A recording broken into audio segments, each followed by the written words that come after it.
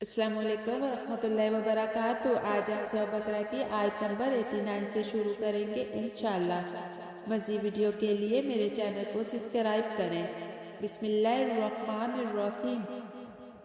اور جب پہنچی ان کے پاس کتاب اللہ کی طرف سے جو سچا بتاتی ہے اس کتاب کو جو ان کے پاس ہے، اور پہلے سے فتح مانگتے تھے کافروں پر، پھر جب پہنچا ان کو جس کو پہچان رکھا تھا تو اس سے منکر ہو گئے، سو لعنت ہے اللہ کی منکروں پر۔ یہ آیت مدینہ کے یہودیوں کے بارے میں نازل ہوئی۔ وہ لوگ حضرت موسیٰ علیہ السلام کی شریعت تورات کے ماننے والے تھے۔ ان کی کتابوں میں نبی آخر الزمان محمد صلی اللہ علیہ وسلم کی آمد کی پیشگوئی موجود تھی۔ وہ عرب کے مشرکین سے کہا کرتے تھے، جب ہمارا آخری نبی آئے گا تو ہم تمہیں شکست دیں گے۔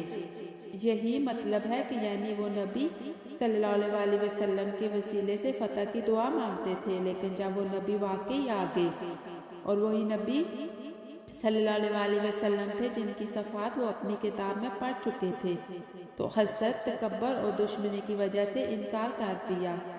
اللہ نے فرمایا، جب وہ چیز آ گئی جسے وہ پہچانتے تھے اور انہوں نے اس سے انکار کر دیا، اور اس کے رویے پر اللہ کی لعنت بیان کی گئی۔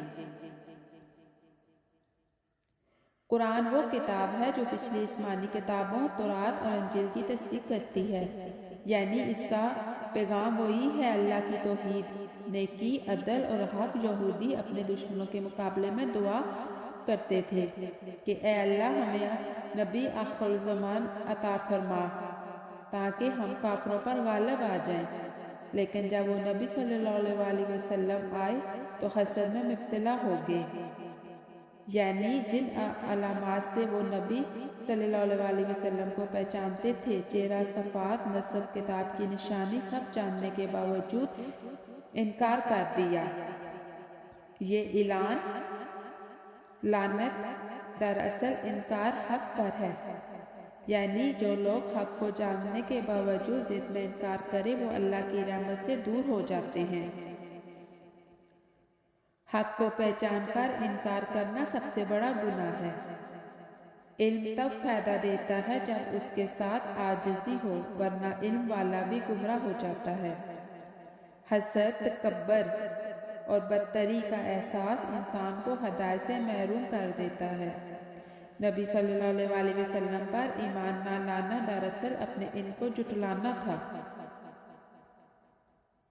یہ آیت ہمیں بتاتی ہے کہ اللہ تعالیٰ نے یہودیوں کو پہلے سے علم دیا تھا کہ آخری نبی آئیں گے، مگر جب وہ نبی آئے تو ان کے نفس اور مفاد نے انہیں روک دیا۔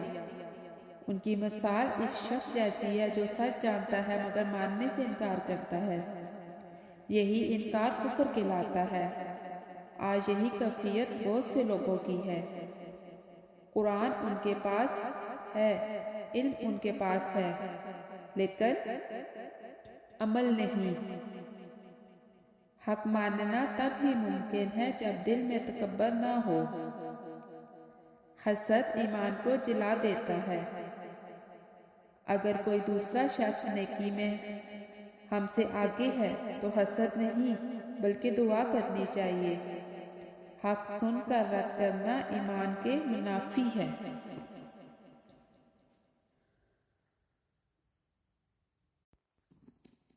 آیت نمبر 19۔ بسم اللہ الرحمن الرحیم۔ بری چیز وہ ہے جس کے بدلے بیچا انہوں نے اپنے آپ کو، کہ منکر ہوئے اس چیز کے جو اتاری اللہ نے اس ضد پر، کہ اتارے اللہ اپنے فضل سے جس پر چاہے اپنے بندوں میں سے، سو کمال آئے غصے پر غصہ، اور کافروں کے واسطے عذاب ہے ذلت کا۔ اس آیت کا مطلب ہے کہ انہوں نے اپنی جانیں، اپنی آخرت کا دارمدار ایسی چیز کے بدلے فروخت کی جنہیں وہ جانتے تھے کہ حق ہے مگر اپنی خواہش کے مطابق نہ تھی، یعنی وہ اللہ کی نازل کردہ حق بات کا انکار کرتے ہیں۔ اس لیے اللہ نے اپنی رحمت یا فضل سے اپنی بندگی والوں میں سے جسے چاہے کچھ عطا کیا اور انہیں یہ بات ناگوار گزری۔ اس کا مطلب ہے کہ انہوں نے اللہ کے غضب کو اپنے اوپر اکٹھا کر لیا۔ ایک غضب کے بعد دوسرا غضب ان کے لیے ہے، وہ رسوا کن اور ذلت آمیز عذاب۔ اس آیت کا سب سے عام بیان یہ ہے کہ یہ نازل ہوئی جب وہ اہل کتاب یہودی جو پہلے نبیوں اور کتابوں کے دعویدار تھے، نبی محمد صلی اللہ علیہ وسلم اور قرآن کی حقیقت کے سامنے آ گئے، مگر اپنی خواہش یا قوم پرستی کے باعث انکار کر گئے۔ یعنی وہ لوگ جنہوں نے پہلے دوسرے نبیوں پر ایمان لانے کا دعویٰ کیا تھا اور امید تھی انہوں نے آئندہ بھی نبی آئیں گے، جب حق آئے تو انہوں نے اسے قبول کر لیا۔ اس احساس، حسد اور تکبر کی وجہ سے اللہ تعالیٰ نے اس بے ایمانی کو واضح کر کے اس آیت کے ذریعے خبردار کیا۔ آیت ہمیں بتاتی ہے کہ کوئی انسان اپنی جان یعنی اپنی اصلی زندگی، اپنے روحانی مقصد تب تک محفوظ نہیں جب تک وہ صرف اپنی خواہشات کا غلام نہ ہو جائے۔ اگر وہ حق کو اپنی پسند کے مطابق نہ سمجھے اور پھر انکار کرے تو ایسی بے ایمانی نے اس کی جان کو فروخت کر دیا۔ حسد کا زہر وہ لوگ جن کو یہ بات دکھتی تھی کہ اللہ نے اپنی مرضی سے کس پر کیا فضل کرے، وہ اس حسد میں مبتلا ہو گئے کہ انہوں نے حق کا انکار کر لیا۔ یہ ہمیں سکھاتی ہے کہ حسد، تکبر اور خود پسندی ایمان کے راستے میں سب سے بڑی رکاوٹ ہے۔ آج ہمارے لیے یہ سبق ہے کہ اگر ہمیں دین، اللہ کی نازل کردہ بات، نبی صلی اللہ علیہ وسلم کا پیغام قبول ہے تو ہمیں اس کے خلاف اپنی نفسی خواہشات کو ترجیح نہیں دینی چاہیے۔ ہم ایسا کرتے ہیں تو ہم بھی دراصل اسی حالت میں داخل ہو سکتے ہیں جو اس آیت کے مذمت کی گئی ہے۔